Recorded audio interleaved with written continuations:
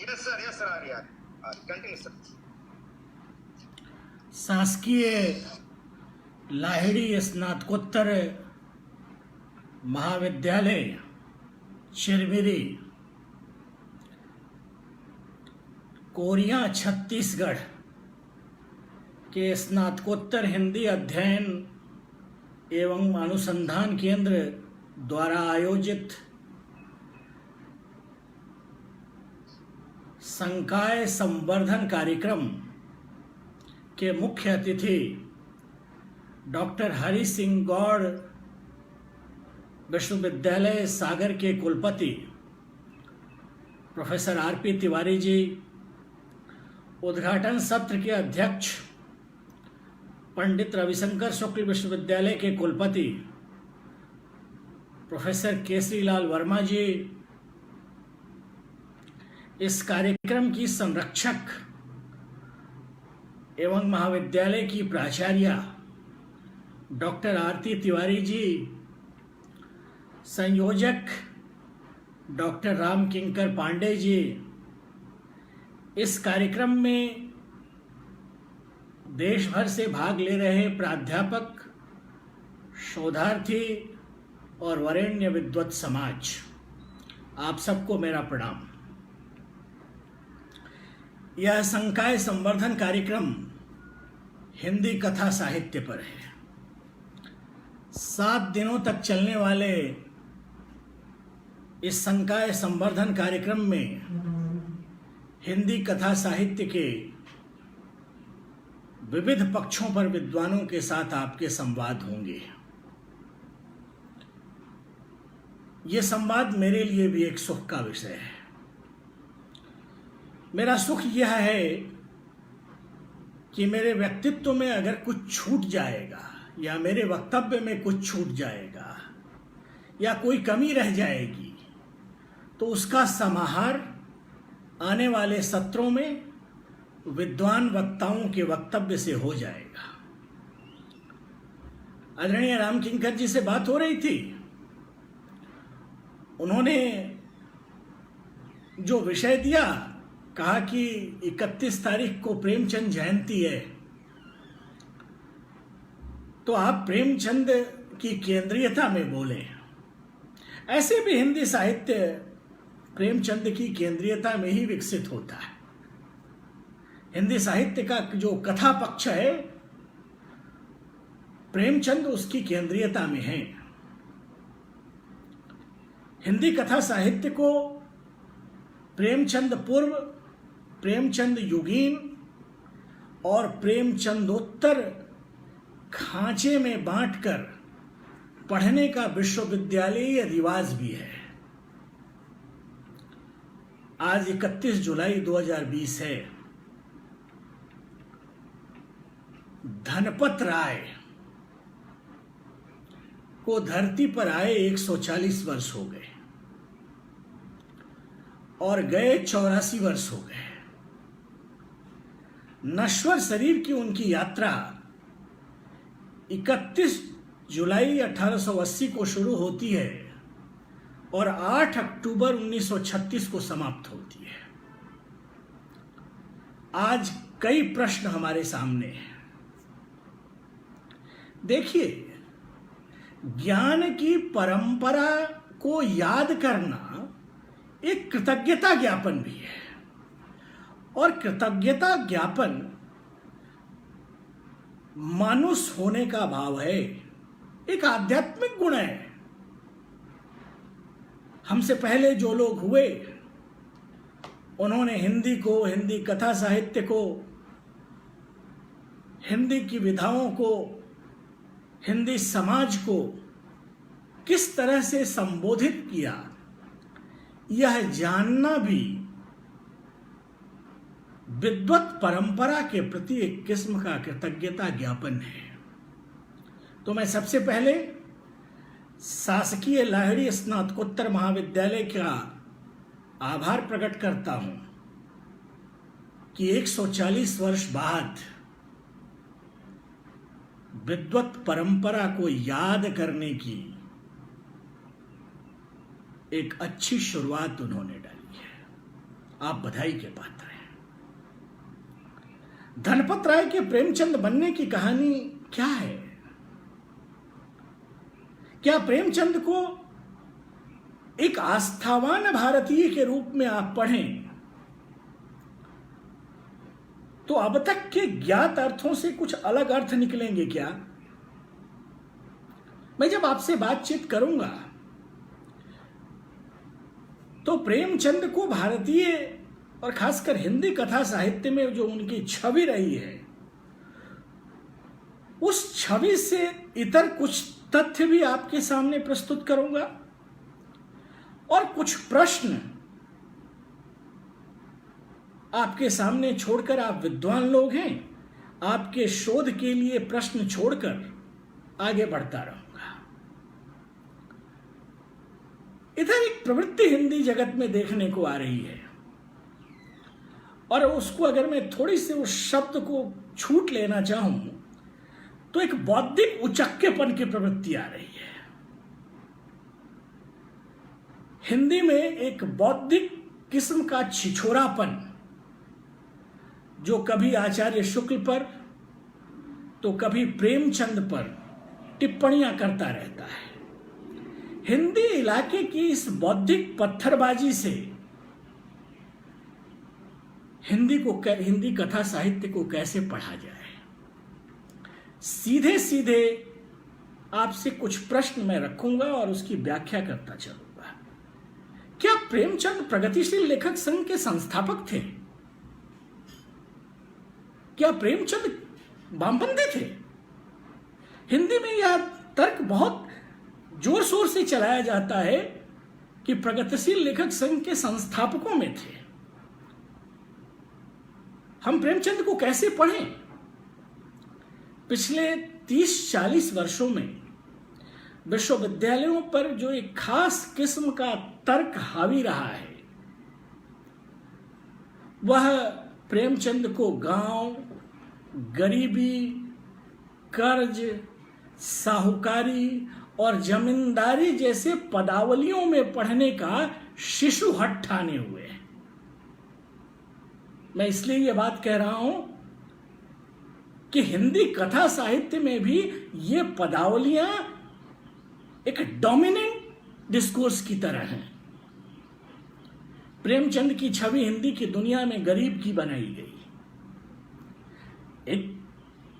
एक चित्र उनका बराबर सामने आता है जिसमें पाठक के सामने यह बात रखने की कोशिश की जाती है कि वे गरीबी में पैदा हुए, साधारण जूता पहने, धोती कुर्ता पहने।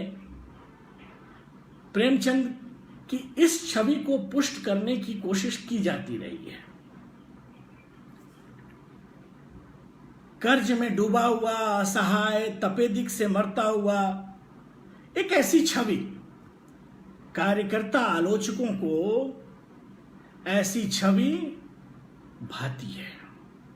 60, 70 और 80 के दशक में हिंदी की पूरी वैचारिकी में ऐसी छवि के लिए जगह भी रही है और ऐसी छवि ने प्रेमचंद और हिंदी कथा साहित्य के उन संदर्भों को पाठकों के सामने रखा जिससे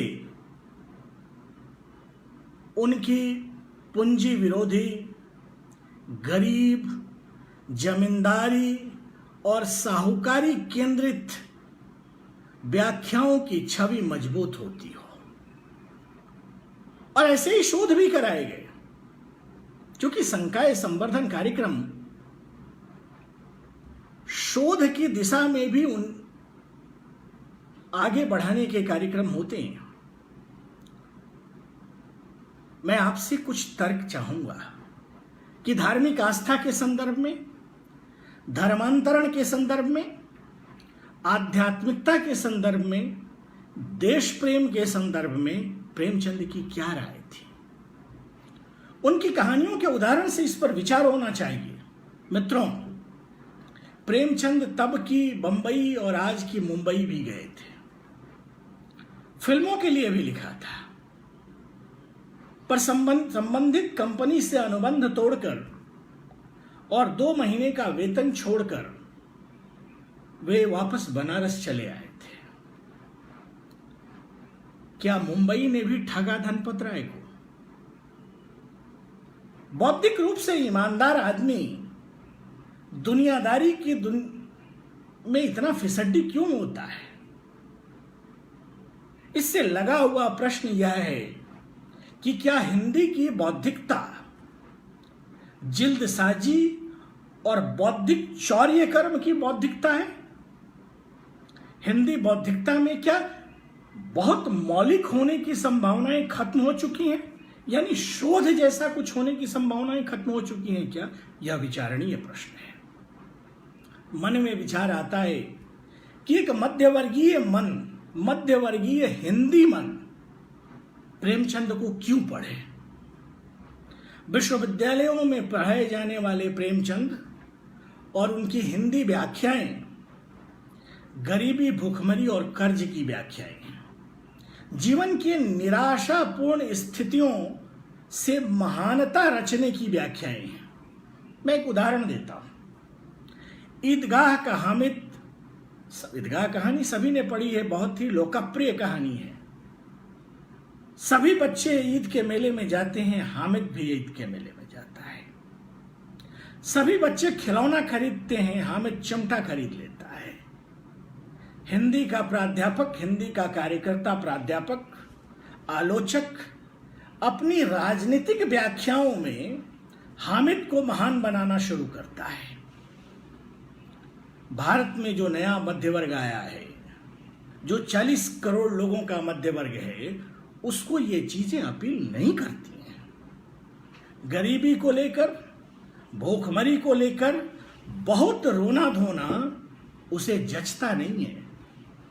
मेरा संकेत यह है कि हिंदी कथा साहित्य की केंद्रीयता में और प्रेमचंद के संदर्भ में जो संघर्ष और द्वंद्व और क्रांति मार्ग का व्याख्याएं हैं, वे भारत में बन रहे नए पाठक वर्ग से संवाद करने में असमर्थ हैं।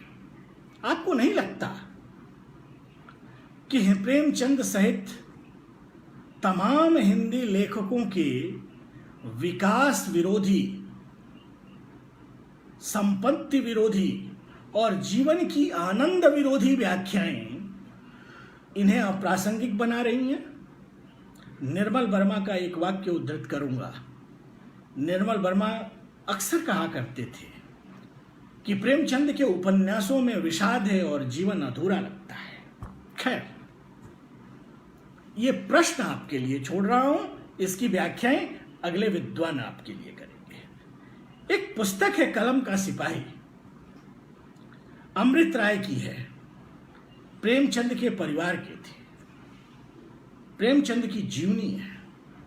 प्रेमचंद को लेकर यहां कई ईमानदार व्याख्याएं हैं। ऐसा इसलिए कह रहा हूं कि इस पुस्तक के पृष्ठ संख्या 91 पर उनका एक वाक्य है। ये अमृत राय का वाक्य है, मैं पढ़ रहा हूं।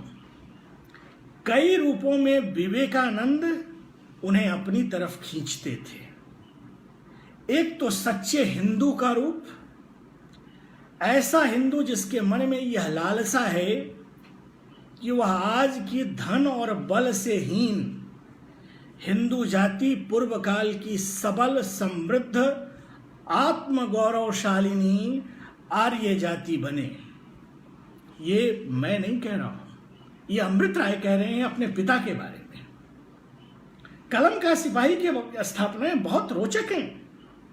यह पुस्तक एक पुत्र ने अपने पिता के बारे में लिखी है, इसलिए प्रामाणिकता के लिए इससे ज्यादा महत्वपूर्ण कोई चीज हो नहीं सकती है।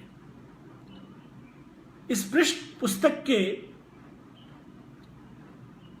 पृष्ठ 130 पर पुनः एक उल्लेख है। प्रेमचंद के उपन्यास वरदान, जो कालांतर में जलवे इशार के रूप में भी छपा, इस उपन्यास के बारे पात्र बालाजी के बारे में एक टिप्पणी है। बालाजी की कल्पना एक हिंदू सन्यासी की कल्पना है। यहाँ तक कि समस्त संस्कार, आचार और विचार हिंदू हैं। यह अमृत राय का वाक्य है। यहां तक कि गोरक्षा भी मौजूद है। आप लोग विद्वान हैं, आपने प्रेमचंद को पढ़ा है। ये वाक्य और कलम के सिपाही के ये उद्धरण प्रगतिशील और यथार्थवादी व्याख्याओं को अपदस्थ करते हैं। आप विचार कीजिएगा, 7 दिन का समय है। प्रेमचंद की एक लोकप्रिय कहानी है कफन। हिंदी कथा परंपरा में, हिंदी कथा विन्यास में कफन का बहुत ही उल्लेख आता है। इसे यथार्थवाद के उदाहरण के रूप में खूब प्रचारित किया गया है। कफन का एक प्रसंग है, आप जानते हैं। उसके 2 पात्र हैं, घीसू और माधव। एक क्षण के बाद माधव के मन में शंका जगी। बोला, क्यों दादा, हम लोग एक न एक दिन वहां जाएंगे ही। घीसू ने इस भोले भाले सवाल का कुछ उत्तर नहीं दिया। यह परलोक की बातें सोचकर वह इस आनंद में बाधा नहीं डालना चाहता था। जो हम लोगों से पूछे कि तुमने हमें कफन क्यों नहीं दिया तो क्या कहोगे? कहेंगे तुम्हारा शरीर, सिर पूछेगी तो जरूर। तू कैसे जानता है कि उसे कफन नहीं मिलेगा? तुम मुझे गधा समझता है? 60 साल क्या दुनिया में घास खोदता रहा हूं, उसको कफन मिलेगा और बहुत अच्छा मिलेगा। वही लोग देंगे जिन्होंने अब की दिया। यह प्रसंग घीसू और माधव के बीच परलोक, पुण्य, पाप आदि अवधारणाओं की शब्दावली में किया गया संवाद है। मुझे अक्सर लगता है यह शब्दावली प्रगतिशील लेखक संघ और प्रेमचंद की अब तक की ज्ञात शब्दावली से इतर शब्दावली है। मुझे लगता है कि प्रेमचंद का एक पाठ इन शब्दावलियों के भी संदर्भ में किया जाना चाहिए। आचार्य शुक्ल को तो आप लोग जानते होंगे। आचार्य शुक्ल काशी हिंदू विश्वविद्यालय में पढ़ाया करते थे। आचार्य शुक्ल का उल्लेख मैं एक खास कारण से कर रहा हूं। उनका एक संदर्भ है, और जो आप लोगों को ज्ञात होगा कि साहित्य परंपरा को आदि से अंत तक चित्तवृत्तियों के संवाद में पढ़ना 20वीं शताब्दी की हिंदी रचनात्मकता, हिंदी कथा साहित्य और प्रेमचंद की दृष्टि को एक दूसरे की प्रतिक्रिया और क्रिया में पढ़ा जा सकता है क्या? 20वीं शताब्दी में अहिंसक प्रतिरोध, ट्रस्टीशिप की अवधारणा, हृदय परिवर्तन, सत्य के स्वरूप विवेचन,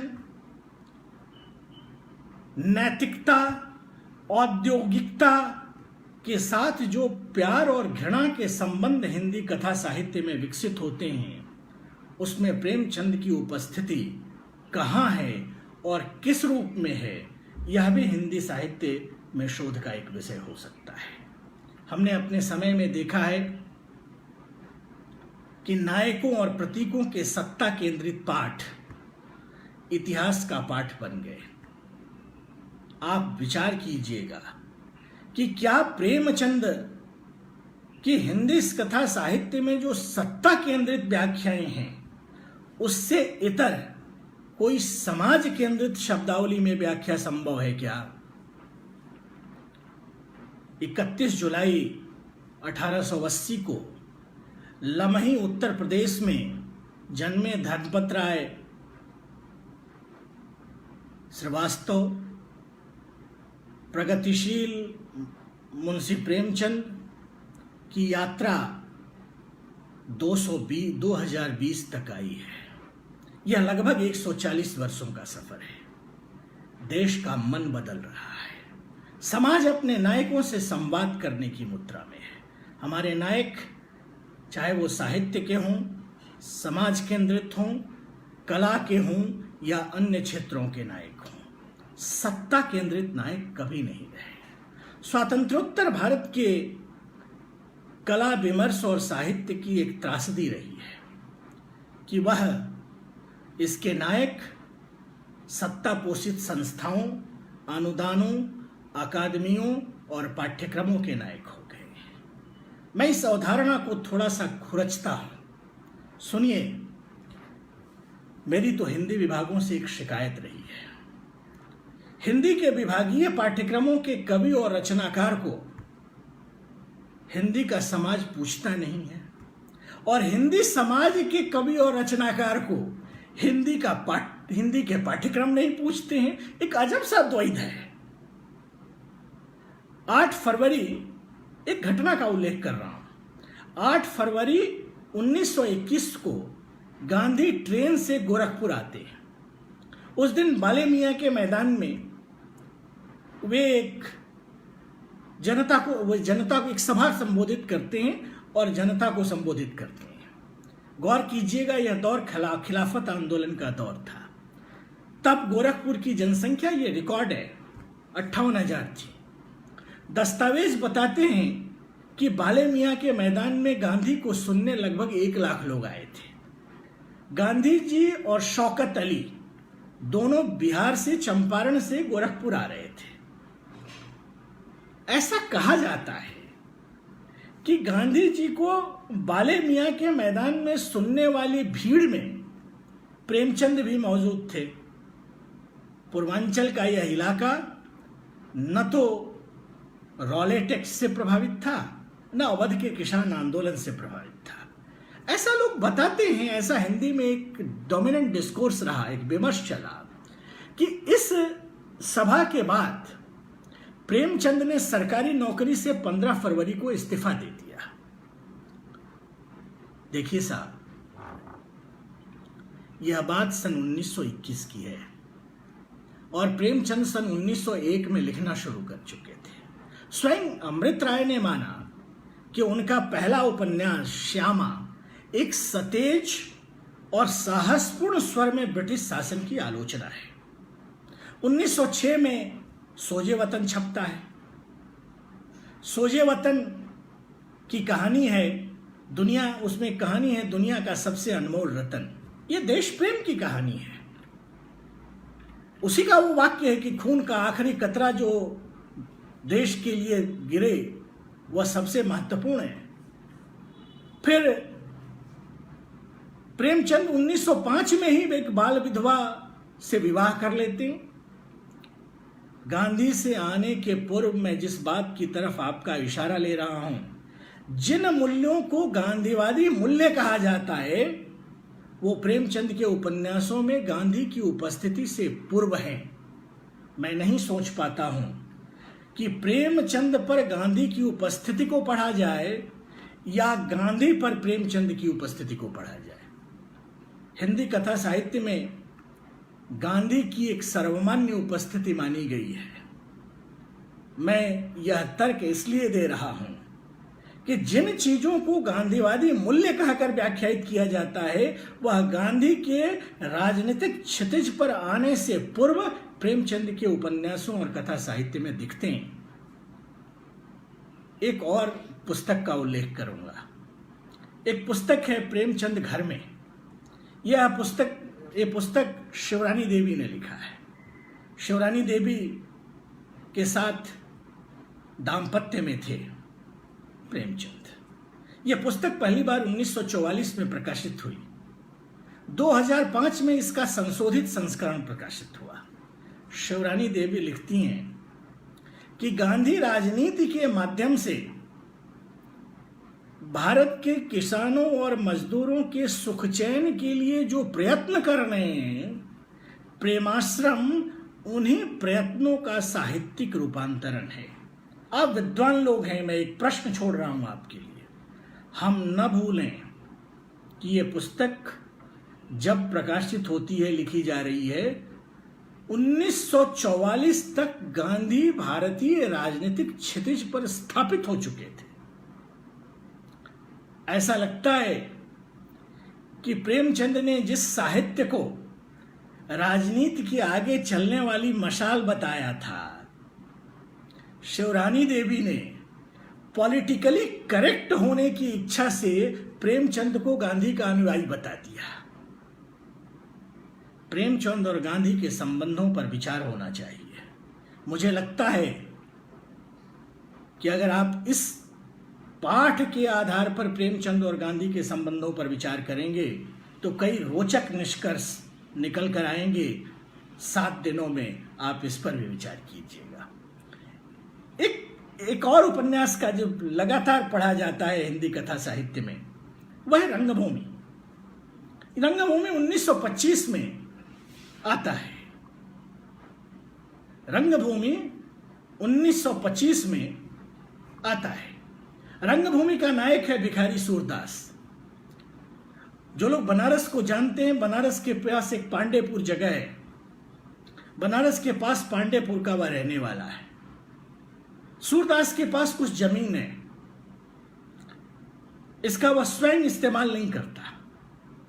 गांव के पशु उसमें चारा खाते हैं। एक पूंजीपति जो एक नए किस्म का जनसेवक है, उसकी नजर सूरदास के जमीन पर है। वह पैसा भी देना चाहता है जमीन के लिए। सूरदास पैसा नहीं लेता, जमीन नहीं बेचता। उसका मिठुआ कहता है, उसके साथ जो रहता है, कि यह झोंपड़ी लगाने पर वे हटा देंगे। सूरदास कहता है हम फिर लगा लेंगे। मिठुआ कहता है वो फिर हटा देंगे। सूरदास कहता है हम फिर लगा लेंगे। वो जितनी बार हटाएंगे हम उतनी बार लगा लेंगे। एक प्रश्न है, यह ताकत के सामने एक हारी हुई लड़ाई है, लेकिन हम हैं और हम रहेंगे। यह हठ है। यह हठ क्या है साहब? यह वही हठ है कि यूनानो मिस्र रोमा सब मिट गए जहां से कुछ बात है कि हस्ती मिटती नहीं हमारी। यह हठ आस्था का हठ है। यह हठ हिंदू हठ है। गोस्वामी तुलसीदास के शब्दों में हम कहें तो कबहू कहों यही रह नहीं रहोगे। यह अहिंसक हठ अपने पर भरोसा करने से बनता है। यह हठ, यह भरोसा सात्विकता का भरोसा है। यह अत्याचार के प्रतिपक्ष में एक हिंदू भाव है जो तुर्क, मुगल, अफगान, फिरंग सारे अत्याचारों का निहत्था मुकाबला करता है। यही वो बात है कि हस्ती मिटती नहीं हमारी। यह आत्ममुग्धता नहीं है, अपने समाज के प्रति क्रूर आलोचनात्मक विवेक भी है। उपन्यास में दयागिरी और भैरव के बीच एक संवाद है। उस संवाद में तुम कल से यहां ना आया करो। क्यों ना आया करें? भैरव जवाब देता है, मंदिर भगवान का है, तुम्हारा बनवाया हुआ नहीं है। यह तुम किसी को भगवान के दरबार में आने से रोक नहीं सकते। यह प्रेमचंद का वाक्य है। यह सनातनता की शक्ति है। सनातन भावबोध में समाहित लोकतंत्र इसकी ताकत है। सोफिया का एक वाक्य है, रंगभूमि के पृष्ठ 37 और पृष्ठ 70 पर सोफिया कहती है, मैंने देखा है कि हिंदू घरानों में भिन्न भिन्न मत के प्राणी कितने प्रेम से रहते हैं।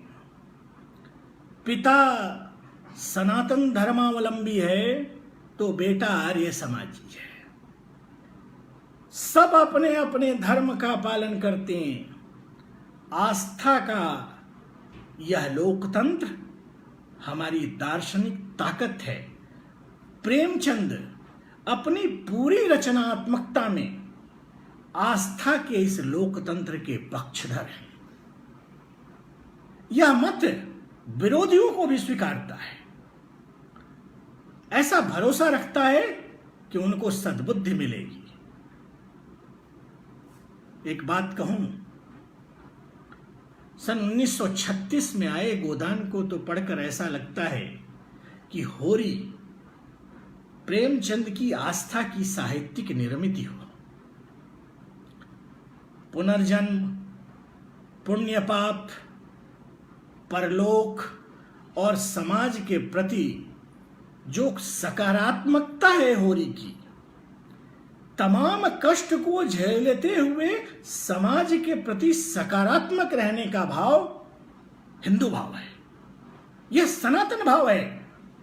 आनुभद्रा ऋतवा यन्तु विश्वतः या सर्वे भवन्तु सुखिनः सर्वे सन्तु निरामया। प्रेमचंद का मन इस भाव से बनता है। रंगभूमि के 104 पृष्ठ पर रानी जाह्नवी अपने बेटे विनय के बारे में कहती है कि यह ऋषि है जन्म का, पुनर्जन्म में अवश्य कोई ना कोई ऋषि रहा होगा, वैरागी है। देखिए साहब, आपकी स्थापित बुद्धि को थोड़ा झटका लग सकता है, पर मैं बार बार कहता हूं कि प्रेमचंद को हिंदू आस्था से अलग करके नहीं पढ़ा जा सकता है। यह आस्था प्रेमचंद के भारत बोध को बनाती है। नवंबर 1935 में हंस में प्रेमचंद लिखते हैं कि साहित्यिक एकता और सांस्कृतिक एकता राष्ट्र के विकास का मुख्य अंग है और यह भविष्य के शुभ लक्षण हैं कि यह भावना राष्ट्र के मन में प्रबल हो उठी है। यह भावना क्या है? यह भावना आइडिया ऑफ इंडिया है। प्रेमचंद सन 1933 में तुलसीदास पर लिखते हैं, हंस में लिखते हैं। तुलसीदास, मैंने आपसे शुरू में कहा था, ज्ञान परंपरा के प्रति कृतज्ञ हुए बिना ज्ञान सृजन संभव नहीं है। गोस्वामी तुलसीदास को स्नेह से याद करते हैं, सम्मान से याद करते हैं और लिखते हैं कि तुलसीदास जी ने हिंदू जाति और हिंदू धर्म का जो उपकार किया है उसका वर्णन करने को बहुत स्थान चाहिए। उन्होंने भारतीय संस्कृति की बड़ी रक्षा की है। 1908 में प्रेमचंद जी स्वामी विवेकानंद की जीवनी लिखते हैं। स्वामी विवेकानंद को अपने नायक के रूप में वे स्वीकारते हैं। मैं एक और पुस्तक का उल्लेख करूंगा। प्रेमचंद की एक पुस्तक है राम चर्चा। यह जीवनी है। उन्होंने बुंदेली राजा पर की जीवनी लिखी, उन्होंने सारंगा के बलिदान पर जीवनी लिखी, उन्होंने राजा हरदौल की जीवनी लिखी। मैं क्यों ये बातें कह रहा हूं? प्रेमचंद की यह साहित्य विश्वविद्यालयों के पाठ्यक्रम में अभी तक आया नहीं है। मैं आपसे एक प्रश्न छोड़े जा रहा हूं। राजा हरदौल पर, विवेकानंद पर, गोस्वामी तुलसीदास पर लिखने का भावबोध कहां से बनता है? ये कौन से रचनात्मक तत्व हैं जो प्रेमचंद को प्रेरित करते हैं कि वे विवेकानंद पर लिखें? मैं कुछ यह पाठ आपको प्रस्तावित कर रहा हूं। आपको जीवन में अवसर मिले तो आप अवश्य पढ़िएगा। आपने पढ़ा भी होगा।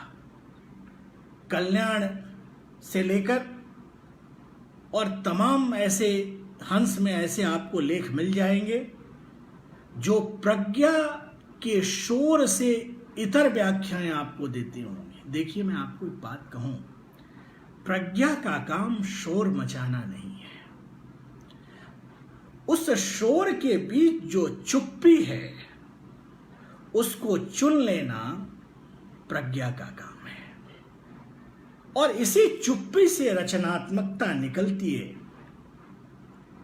प्रेमचंद के उपन्यास के पात्र पूरी हिंदी कथा परंपरा में आपको कई बार भीरू दिख सकते हैं, पर इस भीरुता का सकारात्मक पक्ष गांधी में पढ़ा जा सकता है। इसीलिए गांधी के साथ एक संवाद करते हुए उनके पात्र पढ़े जाते हैं। पर गांधी बनने की प्रक्रिया को प्रेमचंद अपनी रचनात्मकता से संभव करते हैं, गांधी के कारण अपनी रचनात्मकता को निर्मित नहीं करते हैं। प्रेमचंद 1930 के हंस के एक अंक में सरकार को चेतावनी दे रहे हैं कि संगीन से तुम चाहो जो काम ले लो, पर उस पर बैठ नहीं सकते हो। हिंदी कथा साहित्य में के संदर्भ में प्रेमचंद का विहंगमावलोकन करते हुए मैंने उन्हें भारतीय राष्ट्र, समाज और जीवन बोध की केंद्रीयता में पढ़ने की कोशिश करते हैं की है। प्रेमचंद के ही शब्दों को उधार लें तो साहित्य राजनीति के आगे चलने वाली मशाल है। स्वातंत्रोत्तर भारत में रंगमंच का, कला का और साहित्य का दुर्भाग्य रहा कि जिसे राजनीति के आगे चलना था वो राजनीति के पीछे पीछे चला। जिन्हें पशुपति होना था वो खुद ही पशु हुए पड़े। जिन्हें राह दिखानी थी वे खुद राह देख रहे हैं। मैं आपसे रामकिंकर पांडे जी के माध्यम से, देश के 800 प्राध्यापकों से और इस सुदूर वनांचल में स्थित इस महाविद्यालय के माध्यम से यह निवेदन करता हूं कि प्रेमचंद को विचारधाराओं, सत्ता और संस्था की केंद्रीयता में पढ़ने के बजाय समाज की केंद्रीयता में पढ़ने की कोशिश की जाए। और जब अब ऐसा करेंगे आप, तो आपको लगेगा कि प्रेमचंद आज भी एक संभावना है। एक समाज के रूप में नायकत्व की संभावना अभी खत्म नहीं हुई है।